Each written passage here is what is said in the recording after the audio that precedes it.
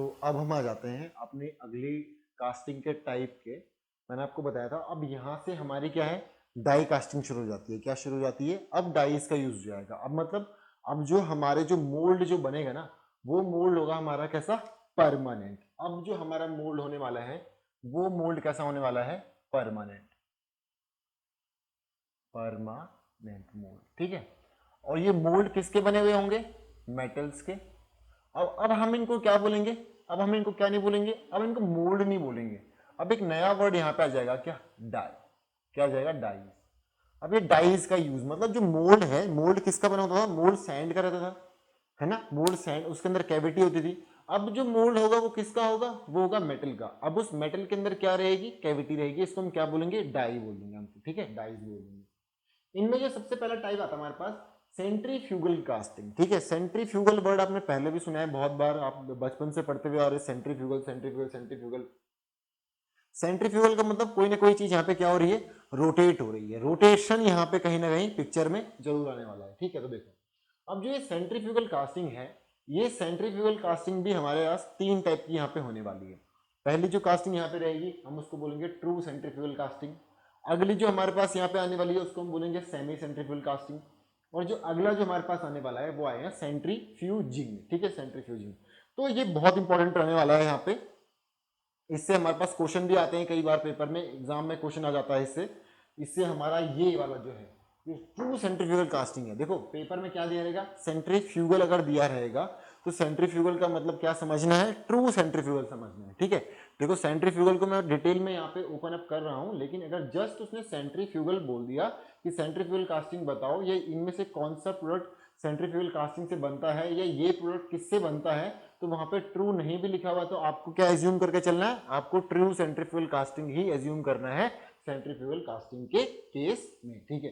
तो अभी हम स्टार्ट करते हैं अपना क्या, सेंट्रीफ्यूगल कास्टिंग। देखो सेंट्रीफ्यूगल कास्टिंग में हमारे पास क्या होती है, ये हमारी क्या होती है, एक डाई होती है। डाई इस तरीके की हमारे पास क्या है, हमारे पास एक हॉलो करके एक हॉलो सिलिंड्रिकल ऑब्जेक्ट होता है हमारे पास, ठीक है।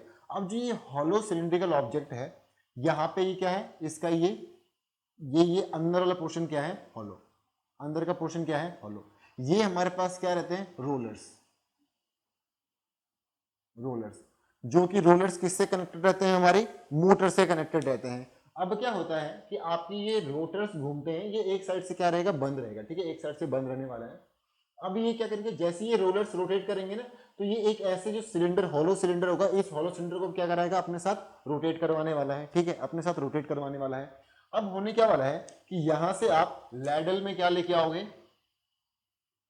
लिक्विड मोल्टन मेटल लेके आओगे। और लैडल से आप क्या करोगे, लिक्विड मोल्टन मेटल को क्या करोगे, यहां इसके अंदर डालने वाले हो, आप इस डाई के अंदर डालने वाले हो। और ये डाई क्या होगी, रोटेट होगी। अब जब डाई रोटेट होगी तो रोटेशन की वजह से क्या आएगा, सेंट्रीफ्यूगल फोर्स जनरेट होगा। और सेंट्रीफ्यूगल फोर्स जनरेट होके, जैसे कि ये है ना, सेंट्रीफ्यूगल फोर्स का मतलब अगर ये स्ट्रिंग है, माना ये स्ट्रिंग थी, ऐसी स्ट्रिंग थी, एक स्ट्रिंग पे आपने क्या बांध रखा है, एक कोई भी ऑब्जेक्ट बांधा हुआ है। अब जैसे ही आप इस स्ट्रिंग को रोटेट कराओगे तो यहाँ पे क्या आ जाएगी, इस जो स्ट्रिंग है, इस स्ट्रिंग में क्या आ जाएगी, एक टेंशन आ जाएगी। और यहाँ पे आपको इस टेंशन कुछ इधर की तरफ महसूस होगी, स्ट्रिंग में टेंशन कुछ इधर की तरफ महसूस होगी। तो आपको लगेगा कि इस पे एक फोर्स लग रहा है इस डायरेक्शन में, जिसको आप बोलोगे क्या, सेंट्रीफ्यूगल फोर्स, ठीक है, सेंट्रीफ्यूगल फोर्स। तो उस सेंट्रीफ्यूगल फोर्स की वजह से जो आप यहाँ पे लिक्विड मोल्टन मेटल जो यहाँ पे पड़ने वाला है, वो लिक्विड मोल्टन मेटल क्या करने लग जाता है, यहाँ ऐसे इधर की तरफ, सेंटर से दूर की तरफ क्या करता है, सेंटर से दूर की तरफ क्या करेगा, भागेगा। ये लिक्विड मोल्टन मेटल सेंटर से दूर की तरफ क्या करता है, भागता है। और सेंटर से दूर की तरफ जाके ये पेरीफेरी पे जाके क्या हो जाता है, इकट्ठा हो जाता है। पेरीफेरी पे जाके क्या हो जाता है, इकट्ठा हो जाता है यहाँ पे। अब जितना आप तेज इसको रोटेट कराओगे, जितना फास्ट इसको रोटेट कराओगे, उतनी जल्दी ये क्या जाएगा, अपना यहाँ से एक्सिस से, लॉन्गिट्यूडनल एक्सिस से उतना ही ये दूर होता चला जाएगा। और दूर होके चला जाएगा और ये पेरीफेरी पे क्या हो जाएगा, वहां पे जाके इकट्ठा हो जाएगा हमारा लिक्विड मोल्टन मेटल। फिर आप क्या करोगे, इस लिक्विड मोल्टन मेटल को आप यहाँ पे सॉलिडिफाई होने दोगे, इसको आप सॉलिडिफिकेशन करवाओगे इसका। और सॉलिडिफिकेशन होने के बाद यहाँ पे आपके पास एक, जब आप ये डाइस को हटाओगे, डाइस को हटाने के बाद आपका यहाँ पे क्या मिल जाएगा, एक आपको एक हॉलो सिलिंड्रिकल पाइप की फॉर्म में, जो यहाँ पे मैंने बना रखा है, ये हॉलो सिलिंड्रिकल पाइप के फॉर्म में आपके पास इस तरीके से एक ऑब्जेक्ट आपको मिल जाने वाला है, जिसका कि ये होगा इनर डाया और ये होगा आउटर डाया। अब चाहो तो क्या कर सकते हो, उसका वॉल्यूम निकाल सकते हो, ठीक है, वॉल्यूम निकाल सकते हो। आप ये भी निकाल सकते हो आप कितनी स्पीड से आपको इसको रोटेट कराना है ना। जैसे सेंट्रीफ्यूगल फोर्स होगा वो क्या हो जाएगा, एम आर ओमेगा स्क्वायर हो जाएगा। अब उस एम आर ओमेगा स्क्वायर से आप क्या कर दोगे, वहां से आप ओमेगा भी निकाल सकते हो, है कि नहीं, आप ओमेगा भी निकाल सकते हो। तो ये जो है इसमें हमारा क्या होने वाला है कि यहाँ पे हमारे कुछ ऐसे ऑब्जेक्ट्स हमें मिलने वाले हैं जिनकी शेप कैसे रहने वाली है, सिलिंड्रिकल शेप, ठीक है। कैसी शेप रहने वाली है, सिलिंड्रिकल शेप का।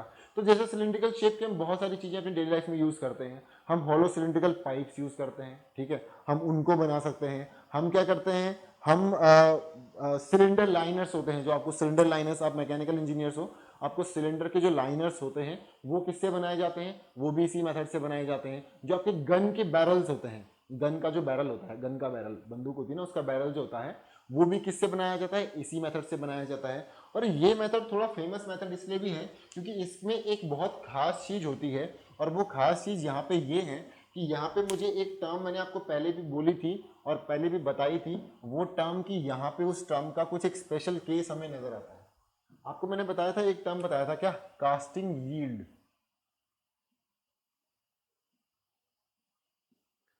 कास्टिंग यील्ड मैंने आपको एक टर्म बताया था। ये कास्टिंग यील्ड यहाँ ट्रू सेंट्रीफ्यूगल कास्टिंग के केस में कितना होता है, 100%। तो ये आपको पॉइंट क्या रखना है, ये आपको पॉइंट बिल्कुल दिमाग में रखना है। कास्टिंग यील्ड क्या होता है भाई, कास्टिंग यील्ड होता है volume of casting divided by volume of casting plus volume of getting system, है कि नहीं। अब यहाँ पे गेटिंग सिस्टम तो कुछ है ही नहीं, आपने क्या करा, सीधा सीधा ये आपकी डाई थी, कैविटी थी, आपने कैविटी में क्या करा, लैडल से, ये लैडल होती है हमारी, लैडल से आपने क्या करा, लिक्विड मोल्टेन मेटल को क्या किया, पोर किया। अब इस लिक्विड मोल्टेन मेटल को पोर करा के आपने इसको क्या करा, रोटेट करा। या रोटेट करने के बाद आपको ये इस तरीके का हमारा जितना आपने मेटल डाला था उस मेटल को आपको क्या मिल गया, यहाँ पे एक ऑब्जेक्ट आपको मिल जाने वाला है, ठीक है। तो कास्टिंग यील्ड हमारा क्या हो गया, 100% हो गया, ठीक है। अब क्या होता है कि इसमें एक और केस होता है कि यहाँ पे जो होता है ना, देखो, अब अगर माना जो आपका जो ये लिक्विड मोल्टन मेटल था, इसमें कुछ इंप्योरिटी थी, ठीक है, इंप्योरिटी थी। अब माना वो कुछ हेवियर इंप्योरिटी थी। इंप्योरिटी कैसी थी, इस लिक्विड मेटल मोल्टन मेटल से भारी इंप्योरिटी थी। तो जो ज्यादा हेवियर इंप्योरिटी है, तो हेवियर इंप्योरिटी मतलब उस पर सेंट्रीफ्यूगल फोर्स ज्यादा होगा ना, तो हेवियर इंप्योरिटी कहाँ जाके चिपक जाएगी, हेवियर इंप्योरिटी कहाँ चली जाएगी, आउटर साइड में चली जाएगी।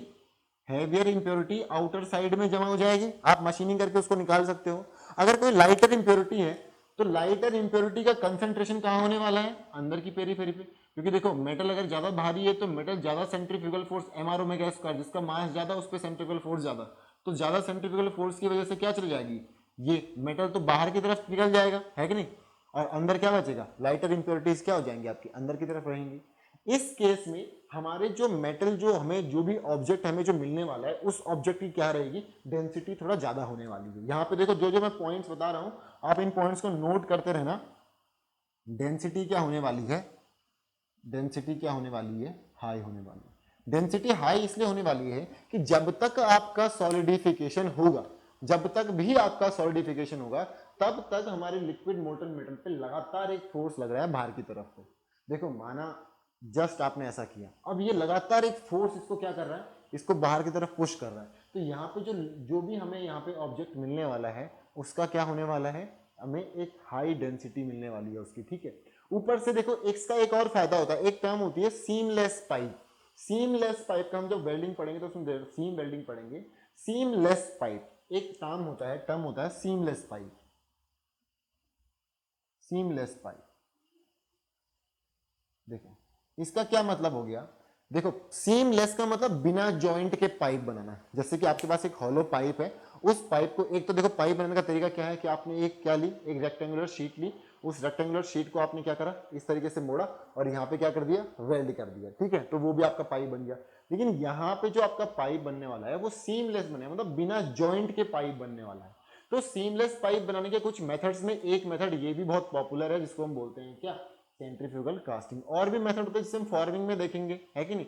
फॉर्मिंग में रोलिंग से भी हम क्या कर सकते हैं, सीमलेस पाइप को बना सकते हैं, ठीक है।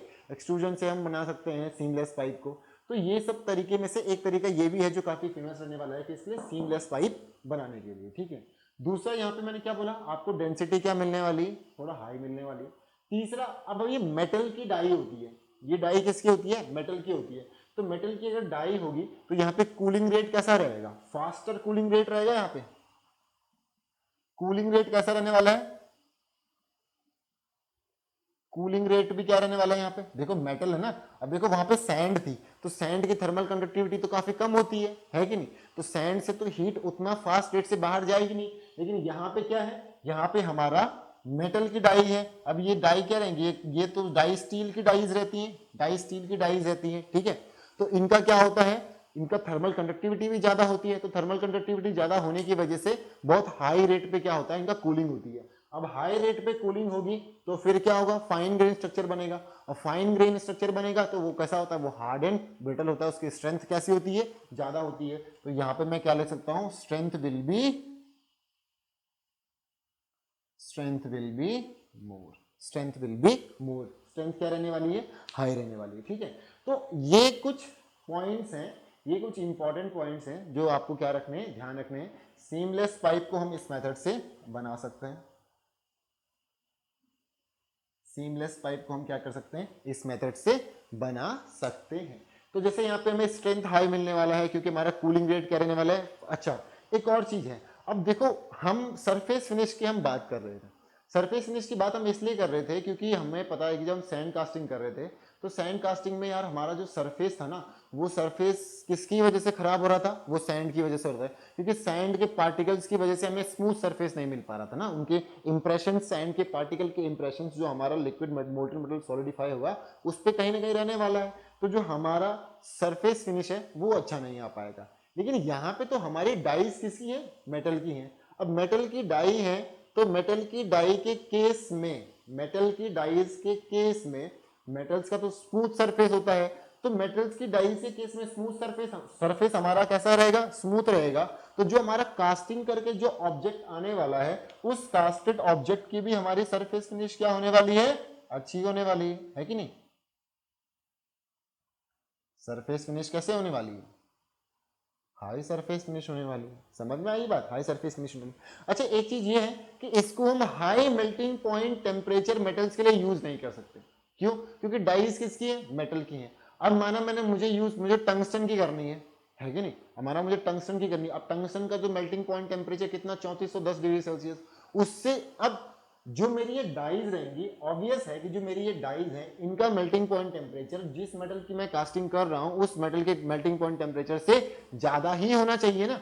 क्योंकि अब मैंने इसका कर दिया, ये मैंने डाइज बना दी कास्ट आयरन की, और मैंने आपका ये जो मैंने डाइज तो कास्ट आयरन की बना दी, और मैंने जो ये कास्टिंग कर रहा हूँ मैं स्टील की कर रहा हूँ। अब स्टील का मेल्टिंग पॉइंट टेम्परेचर है 1539 डिग्री सेल्सियस और कास्ट आयरन का मेल्टिंग पॉइंट टेम्परेचर है 1200 डिग्री सेल्सियस के आसपास। तो जैसे ही मैं इसको इसमें पोर करूंगा तो ये तो हमारी डाइज हमारी क्या कर जाएंगी, डाइज हमारी क्या कर जाएंगी, डाइज पिघल जाएंगी ना हमारी।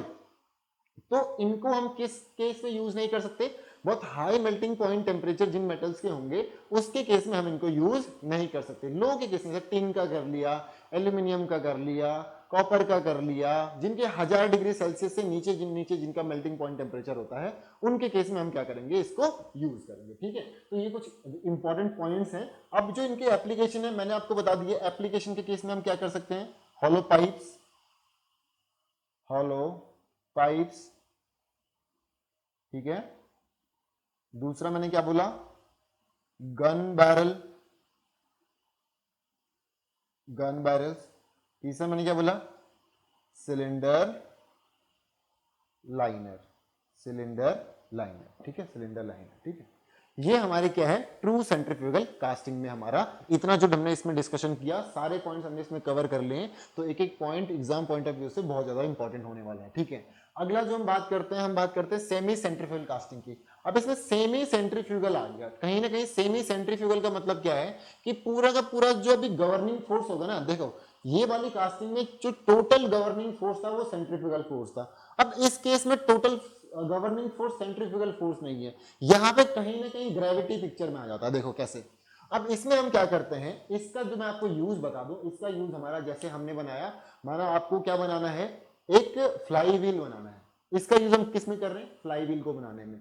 या फिर हम क्या कर रहे हैं, गाड़ी के टायर का क्या बना रहे हैं, रिम बना रहे हैं, गाड़ी के टायर का क्या बना रहे हैं, रिम बना रहे हैं, ठीक है। या फिर हम एक व्हील बना रहे हैं, व्हील बना रहे हैं, वहां पे इसका यूज होने वाला है, ठीक है। तो देखो कैसे हम क्या करते हैं, ये मेरे क्या है, डाई है, ये डाई किस चीज की है, मेटल डाई, ये क्या है, मेटल डाई। अब ये आपको मैंने फ्रंट व्यू दिखाया, देखो फ्रंट व्यू में ये क्या है, ये इसमें गेटिंग सिस्टम है, यहां से मेटल अंदर जाएगा और ये मेटल अंदर जाके, अब ये मैं पूरे के पूरे को रोटेट कराऊंगा, तो यहां से मेरा मेटल क्या करता रहेगा, अंदर जाते रहेगा, और रोटेशन की वजह से ये इस डायरेक्शन में और इस डायरेक्शन में, मतलब रेडियल डायरेक्शन में मेटल क्या करेगा, बाहर की तरफ जाते रहेगा। अगर मैं आपको इसका टॉप व्यू दिखाऊं, तो टॉप व्यू जो है ये कुछ इस तरीके से होने वाला है,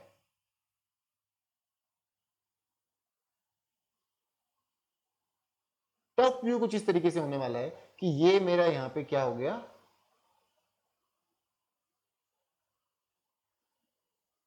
यस, यहां पे मेरा क्या लगा हुआ है, ये स्प्रू लगा हुआ है, स्प्रू के थ्रू मैं मेटल को यहां नीचे पोर कर रहा हूं, और फिर रोटेशन की वजह से ये मेटल जो है ये इस डायरेक्शन में, इस डायरेक्शन में, इस डायरेक्शन में क्या निकल रहा है, बाहर निकल रहा है। और जो आपको फाइनल प्रोडक्ट मिला, वो प्रोडक्ट कुछ आपको इस टाइप का मिला, ये आपको फाइनल प्रोडक्ट मिला इस टाइप का, ये आपको व्हील मिला, एक ये आपको व्हील मिला इस टाइप का, आपको क्या मिला, ये व्हील मिला आपको, ये व्हील मिला, ये दिखा आपको थोड़ा सा वो पंपकिन वाला जो ड्रैगन होता है उसकी तरह लग रहा होगा, लेकिन ये व्हील की तरह मिलने वाला है, ठीक है, आपको व्हील मिलने वाला है। तो ये हमारा सेमी सेंट्रीफ्यूगल है, मतलब सेंट्रीफ्यूगल का नाम तो है, लेकिन इसमें क्या है, थोड़ा सा ग्रेविटी की वजह से क्या लिक्विड मोल्टन मेटल क्या जाएगा, इसके अंदर जाने वाला है, ठीक है। तो this mould is completely filled by use of a central screw, better surface finish and high strength is obtained. Better surface finish और हाई स्ट्रेंथ क्यों मिली होगी, क्योंकि ये जो डाई है वो किसकी बनी हुई है, वो मेटल की बनी हुई है, इसलिए हमें बेटर सरफेस फिनिश मिली और बेटर स्ट्रेंथ मिली, हाई स्ट्रेंथ मिलने वाली, ठीक है। इसका यूज हम कहाँ करते हैं, व्हील्स बनाने में, डिस्क बनाने में, रिम्स बनाने में, फ्लाई व्हील्स बनाने में, किसका यूज करते हैं, इसका यूज करते हैं, ठीक है। अगला जो हमारा आ जाता है, इसी में अगली कैटेगरी है, देखो इसमें डिस्कस करने का इतना ही, आपने समझ लिया होगा ना कि ये सामने से ऐसा दिख रहा होगा, अंदर ऐसे हॉलो कैविटी होगी, ऊपर से ही ऐसा दिख रहा होगा, ठीक है, ऊपर से ऐसा दिख रहा होगा, ठीक है, ऊपर से इस तरीके से दिख रहा होगा। अब मैंने क्या कराऊंगा, मैं इसको क्या कराऊंगा, मैं रोटेट कराऊंगा, इसको मैं रोटेट कराऊंगा, लिक्विड मेटल मोल्टन मेटल को पोर करके इसको मैं रोटेट कराऊंगा, ये रोटेट करेगा, ये सेंटर से दूर जाएगा, सॉलिडिफिकेशन होने के बाद आपको इस तरीके का क्या मिलने वाला, ऑब्जेक्ट यहाँ पे कुछ मिलने वाला है। अगला जाता है हमारा सेंट्रीफ्यूजिंग, सेंट्रीफ्यूजिंग नाम ध्यान से रखना, सेंट्रीफ्यूजिंग ये थर्ड कैटेगरी है, इसमें भी सेंट्रीफ्यूगल फोर्स का यूज है, लेकिन इसमें क्या होता है कि आपने क्या किया, ये मैंने आपको टॉप व्यू दिखाया, क्या दिखाया, टॉप व्यू, सामने से ये कुछ इसी तरीके का दिखने वाले हैं, लेकिन इसमें फर्क ये है कि जो हमारे ऑब्जेक्ट्स है ना, देखो ये इसमें तो इतना गेटिंग सिस्टम हो गया, बाकी ये ऑब्जेक्ट है, इसमें हमारे जो प्रोडक्ट्स हैं वो ये हैं, इसमें जो हमारे प्रोडक्ट्स हैं वो ये हैं, इसमें जो हमारे प्रोडक्ट्स हैं वो ये हैं। अब ये प्रोडक्ट्स हैं, आपने क्या किया, ये सेंट्रल स्क्रू है, इस सेंट्रल स्क्रू के हेल्प से आपने क्या करा, लिक्विड मोल्टन मेटल को पोर किया और आपने इसको क्या कराया, इसको रोटेट कराया। अब रोटेशन की वजह से ये लिक्विड मोल्टन मेटल इसमें, लिक्विड मोल्टन मेटल इसमें, लिक्विड मेटल इसमें और लिक्विड मेटल इसमें, लिक्विड मेटल क्या कर जाएगा, हर हर कैविटी में क्या कर जाएगा, भर जाएगा। लेकिन यहाँ पे थोड़ा सा डिफरेंस इतना आ जाता है कि जो ये कैविटीज है ना, ये जो है ये non uniform centrifugal force her किसी पे लगेगा, इसका जैसा साइज रहेगा उसके हिसाब से ये जो लेंथ है और इसका साइज, इसकी लेंथ और इसके साइज से डिफरेंस है, फिर इसका इसकी लेंथ और इसके साइज से डिफरेंस है, फिर इसका इसकी लेंथ और इसके साइज से डिफरेंस है। मतलब कि क्या किया, अनसिमेट्रिकल ऑब्जेक्ट्स को हम बना रहे हैं, हमने क्या किया, पूरा का पूरा क्या लिया, स्पेस के हिसाब से, पूरे का पूरा स्पेस के हिसाब से। इसको हम ऐसे भी देख सकते हैं, जैसे माना ये हमारा क्या था, सेंट्रल स्क्रू था, अब एक ऑब्जेक्ट यहाँ पे है, फिर इसी से आगे दूसरा ऑब्जेक्ट यहाँ पे है, एक ये ऑब्जेक्ट यहाँ पे है, एक ऑब्जेक्ट यहाँ पे है, एक ऑब्जेक्ट यहाँ पे है, एक ऑब्जेक्ट यहाँ पे है, ये ऑब्जेक्ट्स हैं, ये ऑब्जेक्ट्स हैं, मतलब सारे ऑब्जेक्ट्स पे जो है वो मेरा, और मैं इसको रोटेट करा रहा हूं, मैं इसको रोटेट करा रहा हूं, सारे ऑब्जेक्ट्स पे क्या है, मतलब नॉन यूनिफॉर्म सेंट्रीफ्यूगल फोर्स लग रहा है, और इस नॉन यूनिफॉर्म सेंट्रीफ्यूगल फोर्स को ही हम क्या बोलते हैं, सेंट्रीफ्यूजिंग बोलते हैं, इसी को हम क्या बोलते हैं, सेंट्रीफ्यूजिंग बोलते हैं। तो इसीलिए इस पर लिखा हुआ है कि it is used for making symmetrical and unsymmetrical objects in mass production. जब हमें एक ही टाइम पे मास प्रोडक्शन करना होता है, हमें खूब सारे ऑब्जेक्ट्स बनाने होते हैं, तब हम इसका यूज कर लेते हैं। सिमेट्रिकल ऑब्जेक्ट्स भी बन सकते हैं और अनसिमेट्रिकल ऑब्जेक्ट्स भी बन सकते हैं। ठीक है, ये मैंने आपको टॉप व्यू दिखाया, सामने से ये कुछ इस तरीके से दिखेगा, सामने का व्यू कुछ इस तरीके का है। ठीक है, ये टॉप व्यू है, इस पे सेंट्रीफ्यूगल फोर्स कुछ और लग रहा है, इस पे कुछ और, इस पे कुछ और, इस पे कुछ और, यूनिफॉर्म नहीं होने वाला है सेंट्रीफ्यूगल फोर्स। ठीक है, तो इसको हम क्या बोलते हैं, सेंट्रीफ्यूगल फोर्स। वही लिखा हुआ है, a number of cavities are produce on the die along the gating system. ये जो डाइज हैं, इन पे ये बहुत सारी कैविटीज बनी हुई हैं along the gating system, getting system के अलोंग। लिक्विड मेटल को हम यहां से पोर करेंगे into the cavities by means of a non-uniform centrifugal force known as centrifugal। इन सब में ये सेंट्रीफ्यूजन के थ्रू किया जाता है, लिक्विड मोटर मेटल इसमें जाएगा और ये यूज किया जाता है सिमेट्रिकल और अनसिमेट्रिकल ऑब्जेक्ट्स को मास प्रोडक्शन में बनाने के लिए। ठीक है, अब मैं आपको एक चीज और बता दूं कि ये तो सेंट्रीफ्यूगल का केस हो गया, लेकिन अभी हम डाई कास्टिंग, आगे भी जो हम कास्टिंग के टाइप्स पढ़ने वाले हैं वो हम डाई कास्टिंग ही पढ़ने वाले हैं। अब मैं आपको एक चीज बता रहा हूं, आपको ध्यान से सुनना है। ठीक है, आप उसको और चीजों के साथ भी रिलेट कर सकते हो। जहां जहां पे डाई कास्टिंग आएगी, माना आपने कोई चीज नहीं भी पढ़ी है लेकिन पेपर में किसी डाई कास्टिंग के बारे में आ गया, तो आप वहां पे कुछ तो करके आओ। तो ये जस्ट एक ये ऑब्जर्वेशन होता है। ठीक है, ये ऑब्जर्वेशन करने का तरीका है। देखो, डाई कास्टिंग का यूज हम जहां पे भी करेंगे वहां पे कुछ चीजें हमें क्या मिलने वाली हैं, सिमिलर मिलने वाली है। मैं वो क्या है वो मैं आपको बता देता हूं। देखो डाई कास्टिंग में, मतलब डाई कास्टिंग में आपको जस्ट एक आइडिया दे रहा हूं, डाइज। ठीक है, जहां पे हमारी ये डाइज जो हैं वो किसकी बनी रहती हैं, डाइज किसकी होती हैं भाई, मेटल्स की होती हैं। ठीक है, अब मेटल्स की जब मेरी डाइज बनी हुई हैं तो इसमें जो पहला पॉइंट आप समझ गए, मेटल्स की अगर डाई बनी हुई है तो जो हमारा कूलिंग रेट रहने वाला है ना, तो मेरा कूलिंग रेट जो कूल होने का रेट है, तो कूलिंग रेट क्या रहने वाला है हमारा, हाई। देखो, इनको आप सब पे रिलेट कर सकते हो, जितनी भी डाई कास्टिंग्स हैं जहां पे मेटल्स की डाइज का यूज हो रहा है, चाहे वो सेंट्रीफ्यूगल है या सेंट्रीफ्यूजिंग है, जो ऐसे वो आगे आने वाली भी जो है, जहां पे भी डाइज बनी हुई है, ठीक है, तो कूलिंग रेट क्या रहने वाला है, हाई रहने वाला है। कूलिंग रेट हाई रहने की वजह से जो हमारा ग्रेन स्ट्रक्चर बनेगा वो कैसा बनेगा, फाइन ग्रेन स्ट्रक्चर बनेगा, फाइन ग्रेन स्ट्रक्चर बनेगा।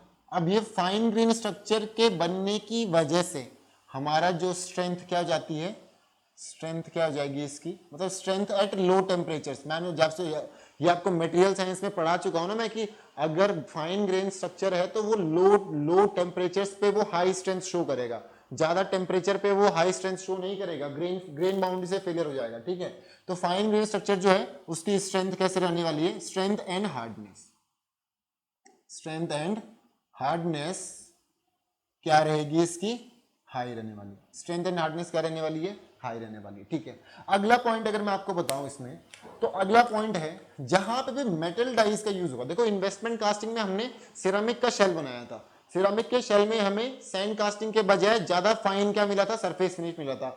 अच्छा, हमने पढ़ा था, हमने सैंड कास्टिंग में देखा था कि सैंड कास्टिंग में सैंड के ग्रेन्स की वजह से क्या नहीं मिल रहा है, सैंड के ग्रेन्स की वजह से हमें सरफेस नहीं अच्छी नहीं मिल रही है। तो जब हम मेटल्स का, और मेटल्स तो हमारे स्मूथ होते हैं ना, मेटल का सरफेस आप स्मूथ बना सकते हो ना, तो अगर स्मूथ सरफेस वाले डाइज यूज कर रहे हैं तो डेफिनेटली जो हमारा सरफेस फिनिश कैसे मिलने वाली है हमें, सरफेस फिनिश कैसे मिलेगी, हाई मिलने वाली। अच्छा, तीसरा पॉइंट जो मैं यहां पे बता चुका हूं कि इसको हम cannot use for high melting point temperature. हम जो डाई कास्टिंग का, मतलब डाई कास्टिंग का यूज हम कहां कहां नहीं कर सकते हैं, high melting point temperature materials के लिए हम डाई कास्टिंग का यूज नहीं कर सकते हैं। अब देखो, मेटल्स में कुछ परमेबिलिटी होगी क्या, मेटल की जो डाइज होंगी उनकी कुछ परमेबिलिटी होगी, परमेबिलिटी वहां पे कोई मतलब ही नहीं है परमेबिलिटी होने का। परमेबिलिटी किसके केस में आएगी, सैंड के केस में आएगी। यहां पे तो परमेबिलिटी का कोई चक्कर ही नहीं है ना। तो यहां पे जो है हमारा, देयर इज ऑलवेज,